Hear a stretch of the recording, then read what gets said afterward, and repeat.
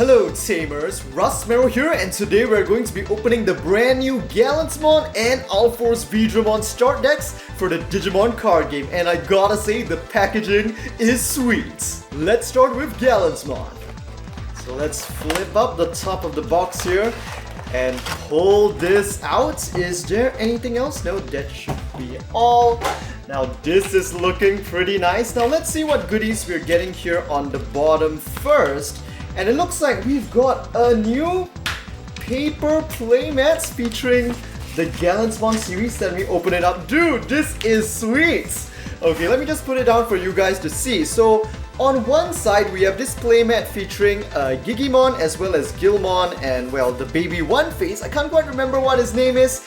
And when we flip over to the other side, we have a different version of the playmat. Very nice, it's double-sided with Gallantmon himself. And I just love the whole security setup, the memory gauge over there. I guess we should just use this as the backdrop for our opening today. As you can see, I've got some sleeves just to treat myself as well. I'll introduce them to you guys later on. Now let's take a look at the deck and the special cards that come with it at the bottom. Wait a minute, what are these? Oh, wait a minute! Guys, this is just the coolest thing ever. Okay, so this deck comes with two memory gauges, which I think are made of like plastic. As you can see, they are like reflective. They are literally foil, and like the numbers are like embossed in gold foil as well. That is just so freaking cool. I can't believe they did this. Now, these starter decks are a lot more expensive than the cheap 500 yen ones we've been getting so far, but I think this really makes it worth it. Dude, this is so awesome.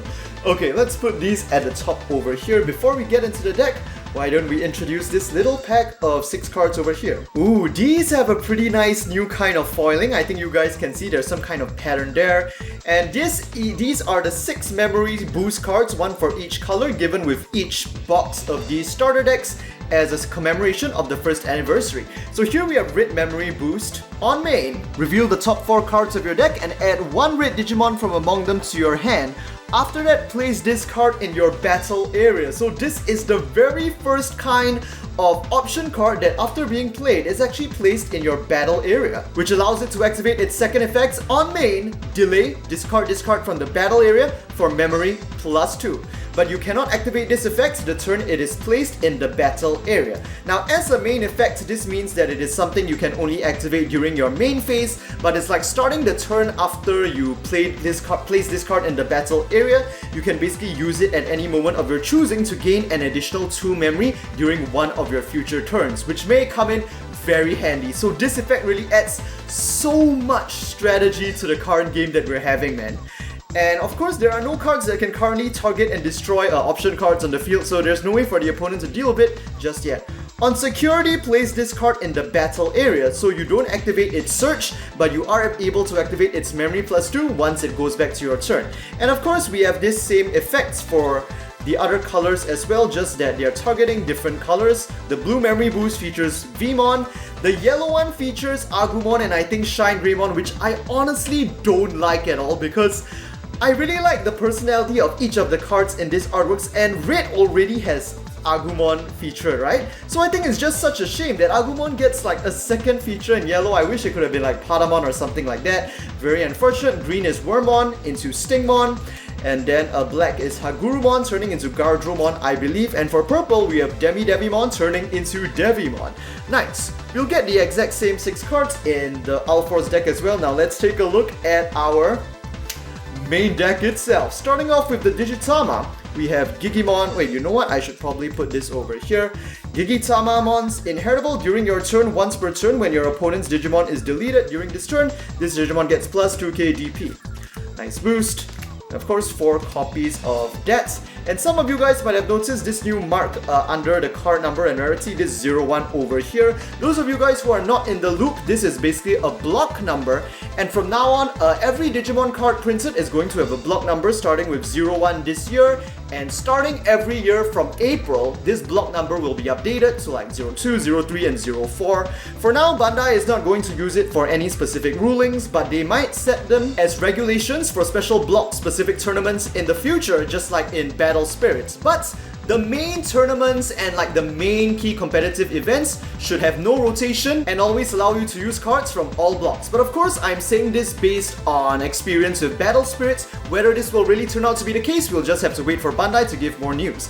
Anyway, first we have Monodramon, a reprint of the 2-cost Vanilla, very powerful. 4 copies. And then we have a new form of Agumon with the inheritable on attack. If attacking a player during this turn, this Digimon gets DP plus 2k. Okay, nice for smashing security. That always comes in handy for Red because of the additional security attacks. Okay, and here we have our SR card. Dude, oh, 2 copies, right? Okay, 2 copies of the brand new Gallantmon, which is able to warp Digivolve.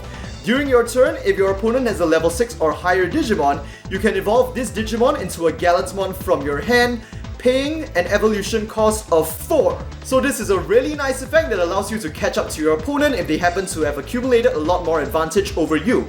And inheritable, during your turn, once per turn, when your opponent's Digimon is deleted, 1 draw.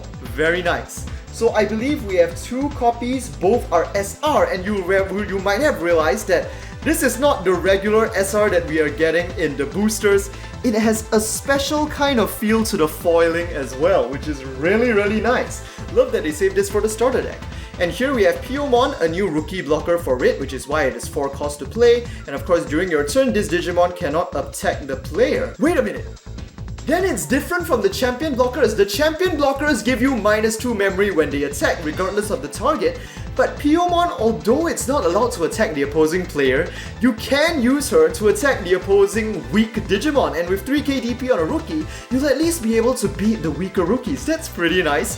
Kind of similar to how Duel Masters has dealt with their low-cost blockers. 4 copies of that, and then we have Growlmon as a rare but coming in as like in a kind of like SR-ish foiling, pretty nice. I guess just the border, right? Yeah, no wait, I think even the artwork itself is a bit foil. On inheritable, during your turn, once per turn, when an opponent's Digimon is deleted, memory plus 1, I mean, that's just strong, man. And I think just 2 copies of that. And here we have the new Security ShineGreymon. On security, at the end of the battle, play this card on no cost, and on play, delete 1 opposing Digimon with 4k DP or less. Very nice touch. An improvement on the original Blue Greymon that we got as security in BT03. Here we have Dark Tyrannomon, reprints with alt art. I just love how they've just decided to give alt art to all the reprints. You know, it really makes this worth it. Groundramon, another reprint with alt art, very nice. 2 cost level 5, always very good. A new Rise Greymon on play, delete 1 opposing Digimon with 5k DP or less. Okay, nothing too fancy, but pretty nice to have more destruction.